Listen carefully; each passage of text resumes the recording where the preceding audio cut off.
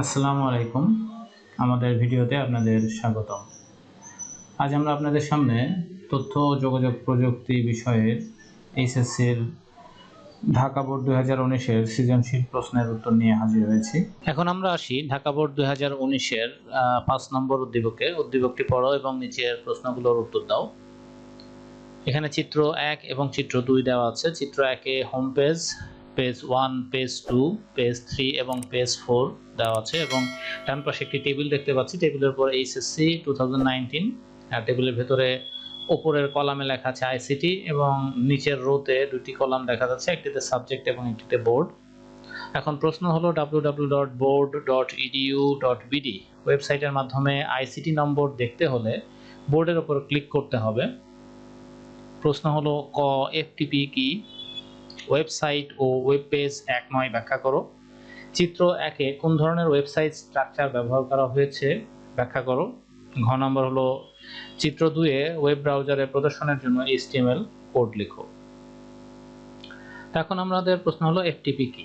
FTP হলো file transfer protocol, একটি standard যোগাযোগ প্রোটোকল যা কম্পিউটার নেটওয়ার্কের একটি সার্ভার থেকে ক্লায়েন্ট কম্পিউটারে ফাইল স্থানান্তরের জন্য ব্যবহৃত হয়।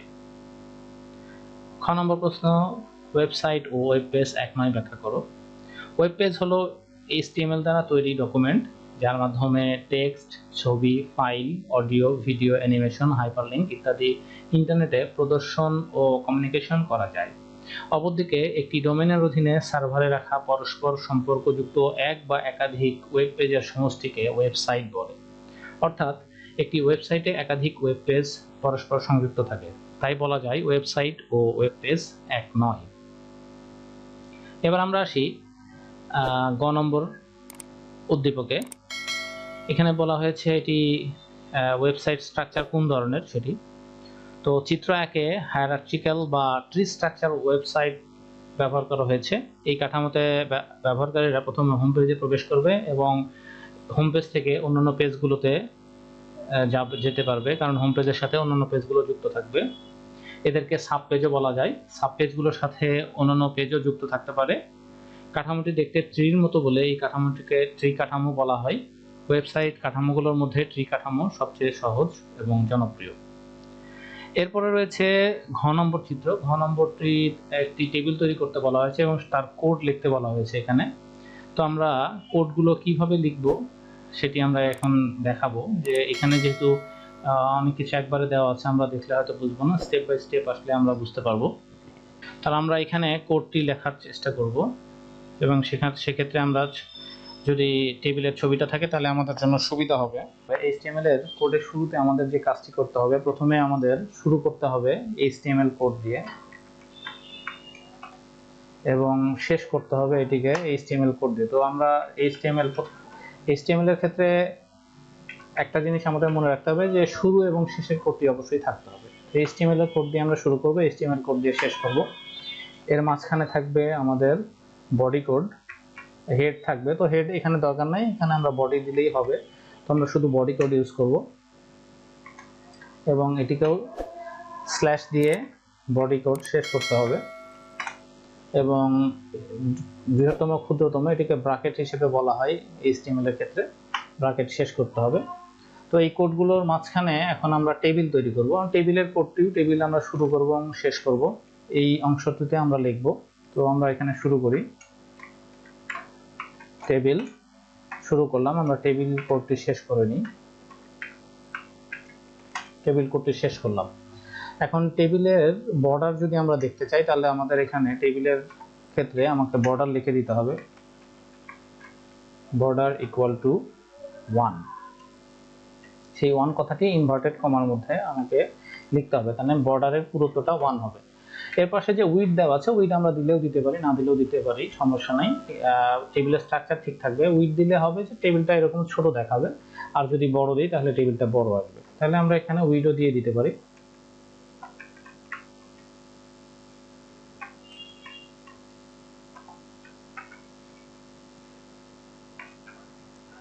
আচ্ছা, এখন টেবিলের উপর স্ট্রাকচার হয়ে গেল। এখন আমার দুইটি রো আছে, একটিতে আইসিটি লেখা আছে আর দ্বিতীয় রোটিতে দুইটি কলাম আছে, সেটিতে সাবজেক্ট এবং বোর্ড লেখা আছে। তো আমি দুইটি রোর জন্য আগে দুইটি টিআর নিয়ে নিব। টিআর শুরু করব, টিআর শেষ করব এবং দ্বিতীয় রো শুরু করব। টেবিল রো বলা হয় এটাকে টিআর দিয়ে। টেবিল রো শুরু করলাম এবং আরেকটি টেবিল রো আমি শেষ করে নিলাম।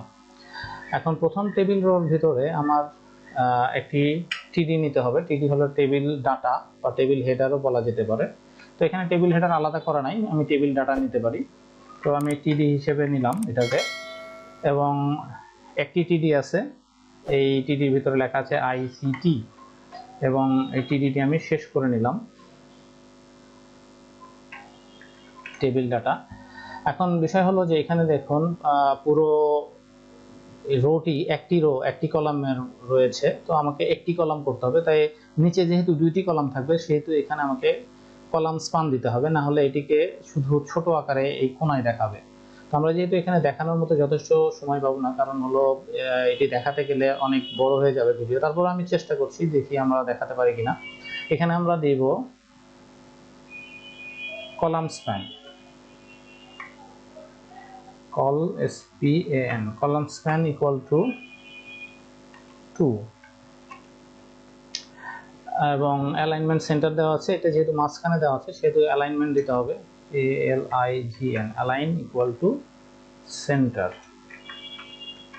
এবং এই প্রত্যেক কোডগুলো ইনভার্টেড কমা, ডবল ইনভার্টেড কমার ভিতরে রাখতে হবে। আচ্ছা, একটা টেবিল ডাটা গেল। এরপরে আবার এই টিআরের কাজ, আমাদের ওই টিআরে একটা রোর কাজ শেষ হয়ে গেছে এবং এই টিআরে আমাকে দুইটি টিডি নিতে হবে, যেহেতু দুইটি কলাম আছে।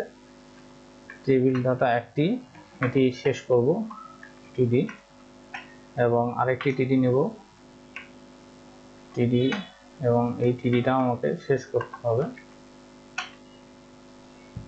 আচ্ছা, এখন এই টিডিতে আমাকে লিখতে হবে সাবজেক্ট এবং এই টিডিতে লিখতে হবে বোর্ড। আচ্ছা, এখন এটিও দেখুন মাঝখানে আছে, তো এটার জন্য এখানেও আমি এই কোডটি কপি করে দিয়ে দিব, অ্যালাইন সেন্টার দিয়ে দিব। অ্যালাইন সেন্টার না দিলে এটি লেফট অ্যালাইনমেন্টে থাকবে, এই বাম সাইডের দিকে থাকবে আর কি। তাহলে আমি এখানে এটি দিয়ে দিলাম। এবার আমার টেবিলটি লেখা শেষ। আমি এখন এটিকে সেভ করব। সেভ করে আমি যদি ওয়েব পেজে ওপেন করি তাহলে টেবিলটি এই ধরনের টেবিল দেখা যাবে। তাহলে আমি এটিকে সেভ করি। সেভ অ্যাজ করতে হবে আমাদের, আমরা ডেস্কটপে সেভ অ্যাজ করব। এখানে একটি নাম দিব, index.html। তো এই নামটা দিয়ে ডেস্কটপে আমি সেভ করব। এটাকে সেভ করে দিলাম। এখন আমাকে ডেস্কটপ থেকে এটাকে ওপেন করতে হবে। ওপেন করলে আমি এটাকে দেখতে পারবো। তো আমি একটু ডেস্কটপ থেকে ওপেন করে আসি। আচ্ছা, ডেস্কটপে ইন্ডেক্স ফাইলটা আমি একটু খুঁজি। এই যে ইন্ডেক্স ফাইল এখানে দেখা যাচ্ছে। তো এখানে যদি আমি ডবল ক্লিক করি, এখানে যে টেবিল চলে আসছে এখানে। এই টেবিলটি করতে বলা হয়েছে আমাদেরকে। তো আশা করি বুঝতে পেরেছেন। এরপরে আমরা পরবর্তী কোশ্চেনে চলে যাব। আমাদের ভিডিওটি এতক্ষণ কষ্ট করে দেখার জন্য ধন্যবাদ। আমাদের ভিডিওটি যদি ভালো লেগে থাকে তাহলে অবশ্যই লাইক, কমেন্ট, শেয়ার করবেন এবং সাবস্ক্রাইব করতে ভুলবেন না। আর আমাদের এই কোশ্চেনের অ্যান্সার পেতে ডেসক্রিপশনের লিঙ্কে ভিজিট করুন।